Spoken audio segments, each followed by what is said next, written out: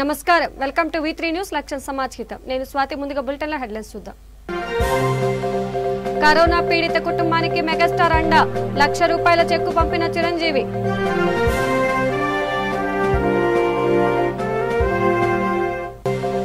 అధికారుల నిర్లక్ష్యమే శాపం యాదాద్రి భువనగిరి జిల్లాలో తడిసి మొలకెత్తుతున్న ధాన్యం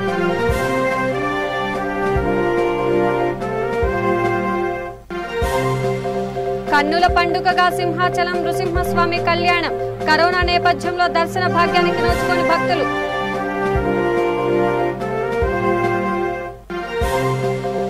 రైస్ పుల్లింగ్ ముఠా ఆటకట్టు చిత్తూరు జిల్లాలో 13 మందిని అరెస్ట్ చేసిన పోలీసులు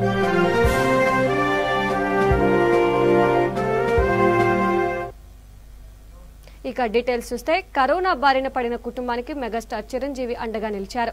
హైదరాబాద్ లో నివసించే డ్రైవర్ కిలారి జయరాం ఇటీవల కరోనా సోకి మృతి చెందాడు. దీంతో ఆయన కుటుంబం దిక్కుతోచని స్థితిలో పడిపోయింది. ఈ నేపథ్యంలో జయరాం కుటుంబాన్ని మెగాస్టార్ ఆదుకున్నారు. బాధిత కుటుంబానికి ₹1,00,000 చెక్కు పంపించారు. ఈ చెక్కును చిరంజీవి యువత అధ్యక్షుడు రవణం స్వామినాయుడు జయరాం భార్య శోభారాణికి అందజేశారు. ఈ సందర్భంగా ఆమె మాట్లాడుతూ చిరంజీవికి ధన్యవాదాలు తెలియజేశారు.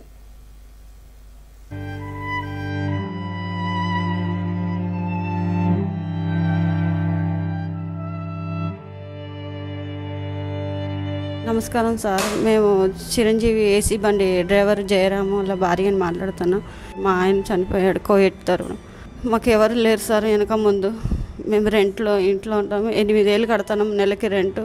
ఇంతకుముందు యాక్సిడెంట్ అయినప్పుడు చూపించారు సార్, ఉపాసన మేడం, థ్యాంక్స్ మేడం. ఇప్పుడు ₹1,00,000 ఇచ్చారు.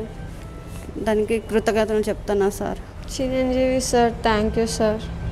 Chiranjeevi sir thank you sir. Chiranjeevi sir thank you sir so much.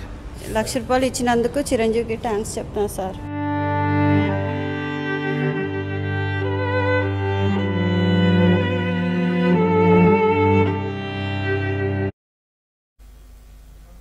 Nellore జిల్లా గూడూరు రైల్వే స్టేషన్లో పెను ప్రమాదం తప్పింది. సోబేష్ అనే రైల్వే కానిస్టేబుల్ వేగంగా వెళ్తున్న గూడ్స్ ను ఎక్కబోయి పట్టుతప్పి పడుతుండగా వెంటనే రైల్వే ఉద్యోగి రూప్ కుమార్ ప్రాణాలకు తెగించి రక్షించాడు. ఆ క్రమంలో ఇద్దరు మృత్యు అంచుల వరకు వెళ్లినా సురక్షితంగా బయటపడటంతో అంతా ఊపిరి పీల్చుకున్నారు. విజయవాడ నుంచి చెన్నైకి ఓ గూడ్స్ వెళ్తోంది. అది 1వ నెంబర్ ప్లాట్ఫామ్ పై వస్తున్న సమయంలో గార్డు బోగి ఎక్కేందుకు సులూరుపేటకు చెందిన రైల్వే కానిస్టేబుల్ సోబేష్ యత్నించాడు. ఆ క్రమంలో అతడు అదుపు తప్పి రైలు పట్టాల మధ్య పడబోయాడు. దీనిని గమనించిన మరో రైల్వే ఉద్యోగి రూప్ కుమార్ అతన్ని కాపాడేందుకు వేగంగా వెళ్లాడు. ఇద్దరు ఆఖర్ భోగి వెనుక పడిపోయారు. ఈ అనూహ్య సంఘటనతో అక్కడ వారంతా నిర్ధాంతపోయారు. అయితే ఎవరికీ ఏమీ కాకపోవడంతో ఊపిరి పీల్చుకున్నారు.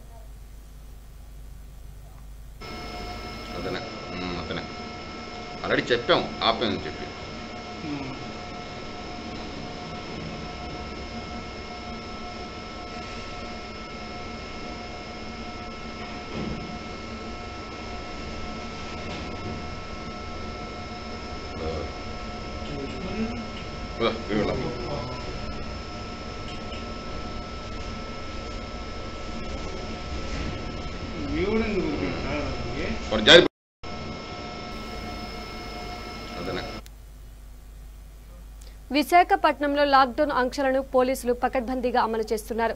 వాహనాలను తనిఖీ చేస్తున్నారు. ఈ క్రమంలో Maharanipeta police station traffic SI పరిస్థితిని పర్యవేక్షించారు. ఈ సందర్భంగా ఆయన మాట్లాడుతూ కర్ఫ్యూ సమయంలో ఎవరూ బయట తిరగకూడదన్నారు. ప్రజలు తమకు సహకరించాలని కోరారు.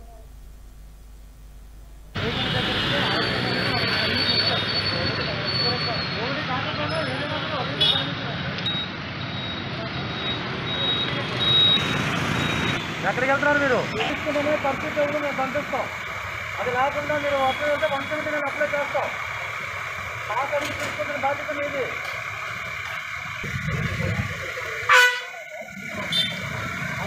పేషెంట్ ఉన్నారా? అక్కడ ఎంతమంది ఉన్నారు? అక్కడ 2 రోజులు నుంచి ఉన్నారు. కూర్చునే విధానం ఏంటిది? ఎంతమంది ఉన్నారు? ఇంతమంది ఎలా కూర్చొని మీరు అంటున్నారు?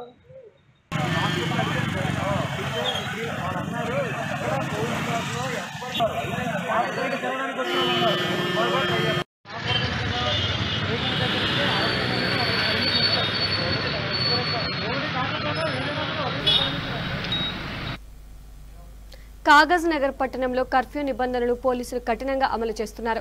ఉల్లంఘించిన వారి ఆట కట్టిస్తున్నారు. ఉదయం 10 గంటల కల్లా దుకాణాలను మూసివేయాలని వ్యాపారులకు సూచించారు. నిర్దిష్ట సమయం తర్వాత బయట కనిపిస్తే కఠిన చర్యలు తప్పవన్నారు. ప్రతి ఒక్కరూ విధిగా మాస్క్ ధరించాలని సూచించారు. శానిటైజర్ను వెంట ఉంచుకోవాలన్నారు.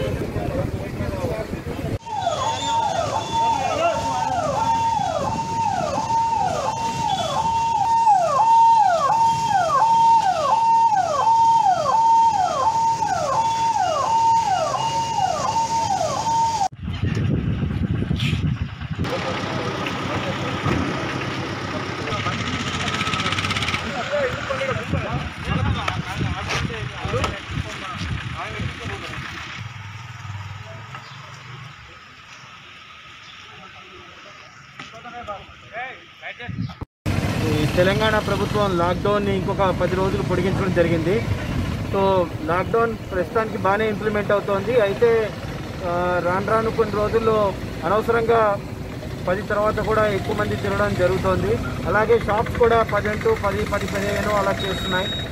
దాంతో అలా కాకుండా కఠినంగా లాక్డౌన్ ఇంప్లిమెంట్ చేయడం కోసం ఈ కోవిడ్ వైరస్ తగ్గాలి అంటే ఈ లాక్డౌన్ నిబంధనలు పాటిస్తేనే అవుతుందని చెప్పని సో కంపల్సరీ లాక్డౌన్ స్ట్రిక్ట్గా ఎన్ఫోర్స్ చేయడం కోసం క్షేత్రస్థాయిలో పర్యవేక్షించడం జరుగుతోంది. ఇందులో కాజ్నగర్ టౌన్లో ముఖ్యమైన కాజ్నగర్ టౌన్ ఆసిఫాబాద్ టౌన్ కాబట్టి కాజ్నగర్ టౌన్లో సిబ్బంది సిఐ మోహన్ గారు అందరూ కూడా బాగా చేస్తున్నారు. సో అందులో భాగంగా ఈరోజు ఈ 10 తర్వాత కూడా ఎట్లా ఉంటుంది, వచ్చిన వెహికల్స్ అన్నింటినీ కూడా ఆపి చెక్ చేస్తున్నాం ఏ పర్పస్ అని. అనవసరమైన ఉంటే మాత్రం వెహికల్ సీజ్ చేయడం జరుగుతుంది. ప్రజలకు నేను విజ్ఞప్తి చేసేది ఒకటే, మీకు అత్యవసరం అనిపిస్తే ఏదో ఒక్కసారి రావచ్చు, కానీ పదే అత్యవసరాలు ఉండవు. 10 సార్లు రోజుకి అత్యవసరాలు ఉండవు. సో అటు అనవసరంగా తిరిగి ఏదో జస్ట్ ఓకే అత్యవసరం అంటే అలౌ చేస్తున్నాం కదా అని చెప్పి దాన్ని ఆసరాగా తీసుకుని అన్నెసరీ మూవ్మెంట్ చేయొద్దు. ఎందుకంటే దానివల్ల అన్నెసరీ వైరస్ పెట్టే ఛాన్సెస్ మళ్ళీ ఉంటాయి. మూవ్మెంట్ అయ్యే కొద్దీ ఒక పర్సన్ నుంచి ఇంకో పర్సన్కి అట్లాగా. సో అందరూ కూడా లాక్డౌన్ నిబంధనల్ని పాటించాలి, గౌరవించాలి. ప్రభుత్వం ఇది ప్రజల మంచి కోసమే, ప్రజల ఆరోగ్యం కోసమే పెట్టడం జరిగింది. అందులో భాగంగానే మేము కూడా అమలు చేస్తున్నాము. సో అందరూ మాకు సహకరించి ఈ లాక్డౌన్ నిబంధనల్ని కఠినంగా పాటిస్తారని చెప్పి మేము కోరుకుంటున్నాము. లేకపోతే మేము కఠినంగా అమలు చేస్తాం.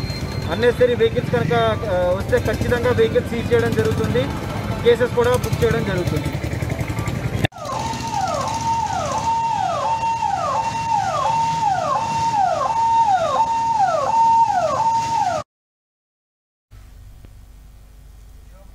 రాష్ట్ర ఆర్థిక శాఖ మంత్రి హరీష్ రావు మెదక్లోని జిల్లా ఆసుపత్రిలో గల కోవిడ్ వార్డును సందర్శించారు. కరోనా పీడితులను పరామర్శించారు. ఆయన వెంట మెదక్ శాసనసభ్యురాలు పద్మ, ఆసుపత్రి సూపరింటెండెంట్ చంద్రశేఖర్ తదితరులు పాల్గొన్నారు.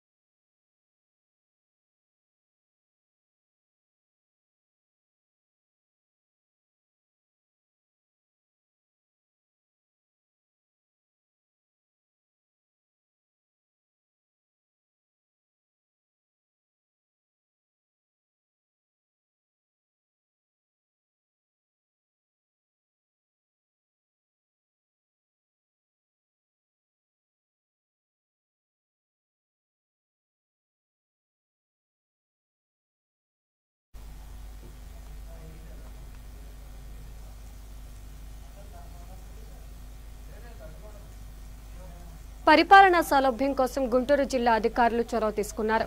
సర్వేయర్ పాత్ర బలోపేతమయ్యేలా పని విధానంలో కీలక మార్పులకు శ్రీకారం చుడుతున్నారు.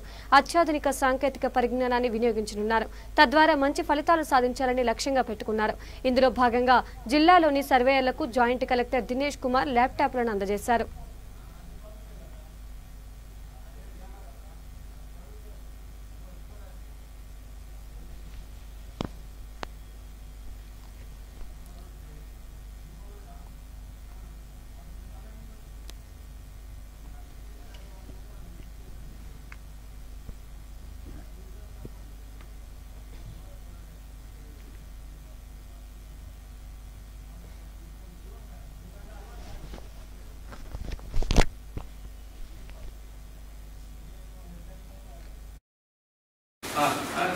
ಯಾರು ಪಾರ್ಟಿ ಹೊಡೆದು ಹಾಂ ಓಕೆ ಓಕೆ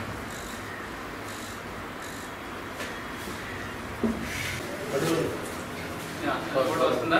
వచ్చింది సార్. ఇంకో అది అక్కడే ఉంది, అది అక్కడే ఉంటుంది. ఓకే రైట్ అమ్మా. మన విలేజ్ సర్వేస్ అట్లీస్ట్ ఈ సర్వే చేసిన 52 ఫస్ట్ ఫేజ్ ఇప్పుడు ఇవ్వలేదు కదా? ఇవ్వలేదు సార్. ఒకసారి తమరు పోయినసారి కమిషనర్ దృష్టికి తీసుకెళ్ళాను సార్. కనీసం ఫస్ట్ ఫేజ్ విలేజెస్ ఏవైతే ఉన్నాయో 100 ఇస్తే కూడా సరిపోతుంది అట్లీస్ట్. 2 సంవత్సరాల నుంచి చేస్తే ఈరోజు వచ్చింది సార్. ठीक है రైట్ అమ్మా. ఎలా జరుగుతుంది ఇప్పుడు ఈ 4 లొకేషన్స్? ప్రకాశం పంతులు వర్ధంతి ఒంగోలులో ఘనంగా జరిగింది. కలెక్టర్ పోలా భాస్కర్ ప్రకాశం పంతులు విగ్రహానికి పూలమాల వేసి నివాళులర్పించారు. ఆంధ్ర రాష్ట్ర సాధన కోసం ఆయన చేసిన పోరాటం మరువలేనిదన్నారు. ప్రాణత్యాగం చేసి చరిత్రలో నిలిచిపోయారన్నారు. ఆయన అడుగుజాడలో మనమంతా నడవాలన్నారు.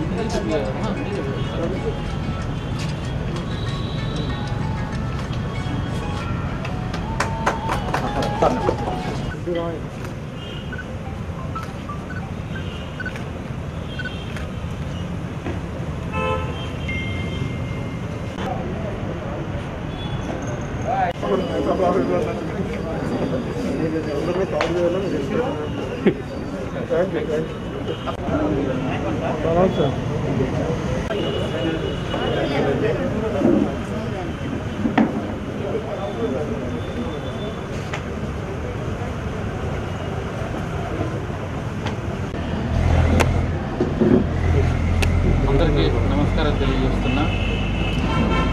గౌరవ కంపూరి ప్రకాశం పంతులు గారు వర్ధంతి ఈరోజు కలెక్టరేట్ ప్రాంగణంలో ఆయన విగ్రహానికి పుష్పాలేసి శ్రద్ధాంజలి ఘటించడమైంది. కంపూరి ప్రకాశం పంతులు గారు ఈ జిల్లా వాస్తవ్యులు. అతి సామాన్య కుటుంబంలో జన్మించి సొంత కష్టం మీద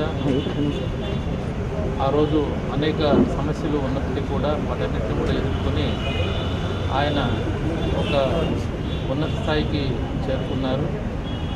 మద్రాస్ ప్రెసిడెన్సీ గవర్నమెంట్లో కూడా ఆయన స్వాతంత్రం రాకముందు పనిచేస్తూ ఆ తర్వాత ఆంధ్ర రాష్ట్రం ఏర్పడిన తర్వాత మరి మన రాష్ట్రానికి కూడా ప్రథమ ముఖ్యమంత్రిగా బాధ్యతలు నిర్వహించి ఈరోజు మనందరం మన రాష్ట్రాన్ని యొక్క ఉనికిని చాటుకునే విధంగా ఆయన కృషి వల్లనే మనం ఆంధ్ర అని చెప్పుకోగలుగుతున్నాం. ఎన్నో అభివృద్ధి సంక్షేమ కార్యక్రమాలకు ఆయన వేసినటువంటి బాటలోనే తదుపరి ప్రభుత్వాలు కూడా నడుస్తూ ఈరోజు మనం మరి మన రాష్ట్రాన్ని అభివృద్ధి వైపు నడిపించుకోగలుగుతున్నాం. అటువంటి మహనీయులు మరి వారు ఏదైతే మనకు ఆదర్శంగా నిలిచారో వారు చూసినటువంటి మార్గం ఏదైతే ఉందో వాళ్ళు ఏ రకంగా అయితే గొప్ప నాయకులుగా విలువలు నిలబడుచుకొని పాటించారో అవన్నీ కూడా మనం స్ఫూర్తిగా తీసుకుని మనం కూడా మన స్థాయిలో మన వంతు కృషిగా మన రాష్ట్ర అభివృద్ధికి అట్లాగే ఈ ప్రకాశం జిల్లా అభివృద్ధికి కలెక్టర్గా నేను కూడా చేయగలుగుతానని చెప్పి ఈ సందర్భంగా తెలియజేస్తున్నాను. మరి ఈ కరోనా విపత్కాల పరిస్థితుల్లో మన ప్రకాశం జిల్లా ఏర్పడి 50 సంవత్సరాలు దాటినప్పటికీ కూడా మన ఉత్సవాలు జరుపుకునే పరిస్థితి కనిపించట్లేదు. ఏదేమైనా 50 సంవత్సరాలు దాటిన తర్వాత ఈ 50 సంవత్సరాల ఉత్సవాలని మనం జరుపుకునేటువంటి అవకాశం కరోనా ఉద్రిక్తత కూడా మామూలు స్థితికి వచ్చిన తర్వాత దానికి ప్లాన్ చేయొచ్చు. ఈ రకంగా మనం చిత్తూరు జిల్లా మదనపల్లి మండలం బసిరికొండ వై జంక్షన్ వద్ద రైస్ పుల్లింగ్ ముఠాను పోలీసులు అరెస్ట్ చేశారు. ఈ విషయాన్ని మదనపల్లి తాలూకా ఎస్ఐ దిలీప్ కుమార్ వెల్లడించారు. విశ్వసనీయ సమాచారం అందడంతో పుంగనూరు రోడ్డు వై జంక్షన్ వద్ద మాటు వేశారు. పక్కా ప్రణాళికతో దాడి చేసి 13 మంది రైస్ పుల్లింగ్ ముఠా సభ్యులతో పాటు 2 ఇనోవాలు, ఓ స్విఫ్ట్ డైజైర్ ద్విచక్ర వాహనం స్వాధీనం చేసుకున్నారు. ఈ ముఠాలో తాడిపత్రికి చెందిన అడ్వకేట్ చెన్నకేశవులు కూడా ఉన్నట్లు ఎస్ఐ దిలీప్ కుమార్ తెలిపారు.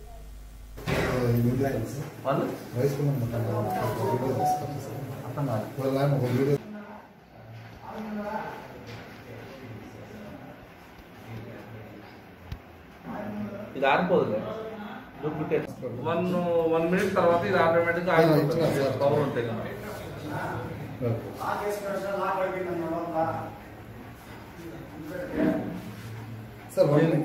చుట్టూ అసలు 1 మినిట్ ఆటోమేటిక్ గా ఆగిపోతుంది.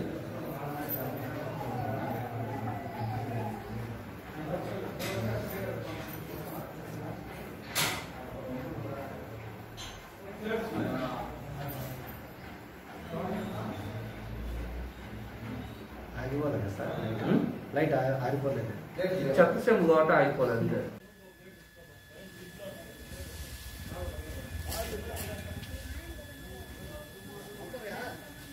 మదనపల్లి రూరల్ పోలీస్ స్టేషన్లో మేము ఉండగా మాకు రాబడిన ఇన్ఫర్మేషన్ మేరకు మా టీంతో బసిరికొండ పుంగనూరు రోడ్లో వై జంక్షన్ దగ్గరికి మా టీంతో 2 వెహికల్స్లో బయలుదేరడం జరిగింది.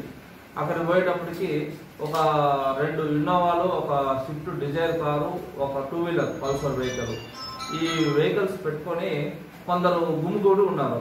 ఏం జరుగుతుందని చెప్పి మేము చూడగా వాళ్ళు మమ్మల్ని చూసి పారిపోయేదానికి ట్రై చేశారు.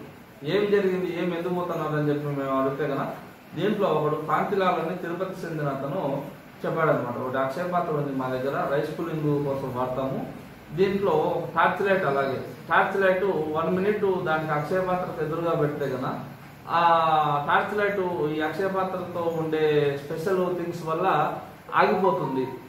ఈ ఆగిపోతే కనుక దీనికి పవర్ ఉన్నట్టు. దీన్ని మేము 20 లక్షల నుంచి 2 కోట్ల వరకు అమ్ముకుంటాము. టెస్టింగ్ చేసుకునే దానికి మదనపల్లి సేఫ్గా ఉంటుందనే ఉద్దేశంతో మేము ఇక్కడికి వచ్చాము అని చెప్పేసి జరిగింది. వీళ్ళందరినీ ఎవరెవరు అని విచారించగా మదనపల్లికి సంబంధించిన వాళ్ళు 2, తాడిపత్రికి సంబంధించిన వాళ్ళు 1, అలాగే తిరుపతి, మన బెంగళూరు, హైదరాబాదు వీళ్ళంతా ఉన్నారు. అంటే ఎవరికి పరిచయాలు లేవు, కేవలం ఫోన్లలోనే వీళ్ళు మాట్లాడుకోవడం, ప్లేస్ రావడం, చెకింగ్ కోసము వీడియోలు తీసుకొని ఎవరికన్నా ఫర్దర్ ఎవరైనా తెలివి తక్కువ వాళ్ళు లేదంటే దీని మీద ఆశ ఉండే వాళ్ళు ఎవరైనా ఉంటే కన్నా వాళ్ళకు అమ్ముకునే దానికి వీళ్ళంతా కలిసి ప్లాన్ వేసుకునే దానికి వచ్చినారు. ఆ ప్లాన్ మేము చెడగొట్టి ఆ అక్షయ పాత్రను అలాగే ఈ టార్చ్ లైట్ను దీనికి వీళ్ళ దగ్గర శోధించగా ఒక 20,070 రూపాయల అమౌంట్ దొరికింది. ఆ అమౌంట్ను అలాగే 2 ఇన్నోవాలు, ఒక స్విఫ్ట్ డిజైరు, ఒక ఈ పల్సర్ బండిని సీజ్ చేసి మేము ఇది చేస్తున్నాము. దీంట్లో కొందరు ఒక అడ్వకేట్ తాడిపత్రికి చెందిన చెన్నకేశ్వరం అడ్వకేట్ కూడా ఉన్నాడు. ఆ అడ్వకేట్ కూడా మేము అరెస్ట్ చేసినాము. ఇమీడియట్గా మేము కోర్టుకు ప్రొడ్యూస్ చేస్తాం as per law. Simhachalam Sri Varahalakshmi Nrusimhaswamy నిత్య కళ్యాణ వేడుకలు కన్నుల పండుగగా జరుగుతున్నాయి. కరోనా విపత్తు నేపథ్యంలో కళ్యాణ వేడుకలను చూసే భాగ్యం భక్తులకు లభించలేదు. అర్చకులు వేద మంత్రాలు నాదస్వర మంగళ వాయిద్యాల నడుమ వివాహ వేడుక జరిపించారు.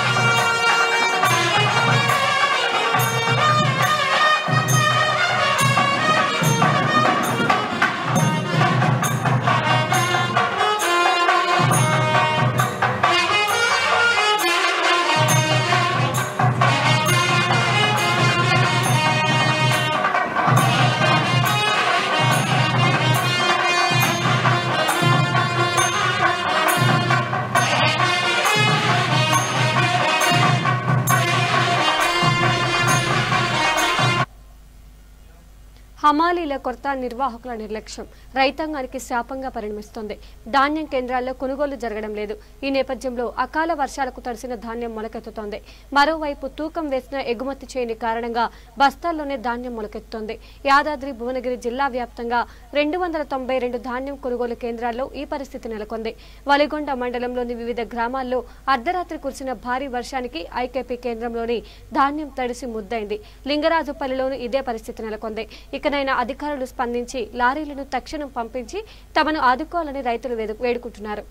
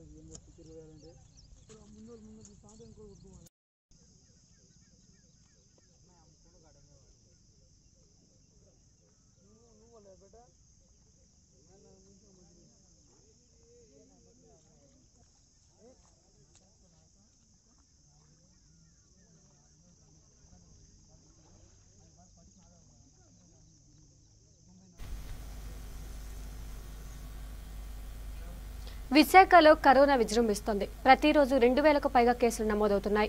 ఈ నేపథ్యంలో అందరూ దీని కాటుకు బలవుతున్నారు. ఈ నేపథ్యంలో విశాఖ కేంద్ర కారాగారంలో కూడా కరోనా మహమ్మారి కలకలం రేపుతోంది. ఈ కారాగారంలో 127కి పైగా ఖైదీలు ఉండగా అందులో 50 మంది దీని బారిన పడ్డారు. తాజాగా నిర్వహించిన పరీక్షల్లో ఈ విషయం బయటపడింది. దీంతో మిగతా ఖైదీలతో పాటు కారాగార సిబ్బంది తీవ్ర ఆందోళనకు గురవుతున్నారు.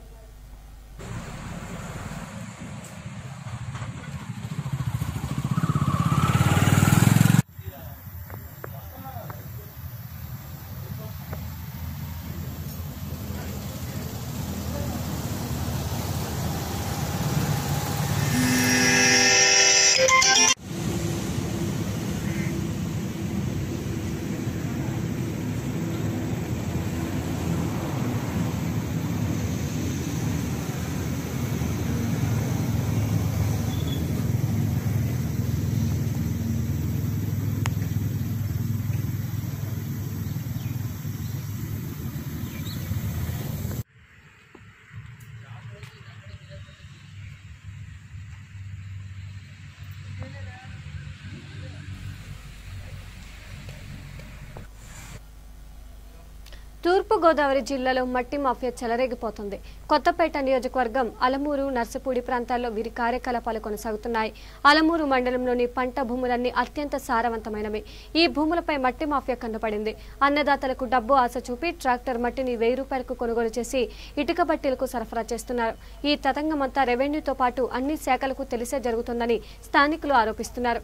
ఈ విషయమై వీఆర్ఓకు సమాచారం అందించినా స్పందించలేదనే విమర్శలు వెల్లువెత్తుతున్నాయి.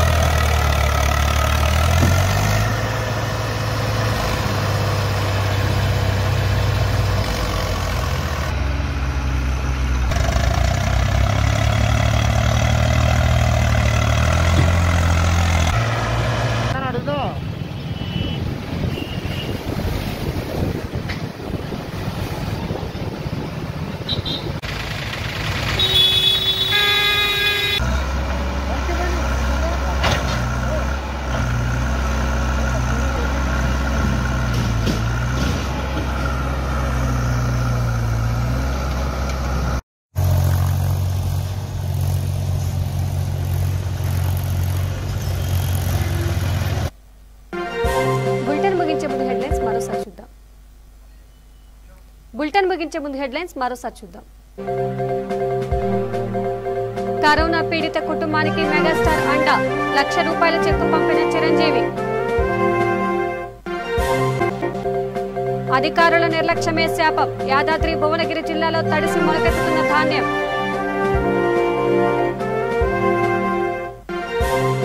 కన్నుల పండుగగా సింహాచలం నృసింహస్వామి కళ్యాణం, కరోనా నేపథ్యంలో దర్శన భాగ్యానికి నోచుకొని భక్తులు.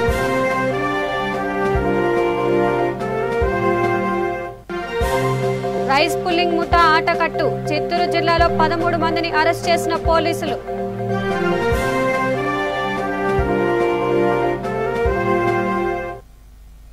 ఇవి బులెటిన్ అప్డేట్స్. చూస్తూనే ఉండండి V3 న్యూస్, లక్ష్యం సమాజ్ హితం. నమస్కారం.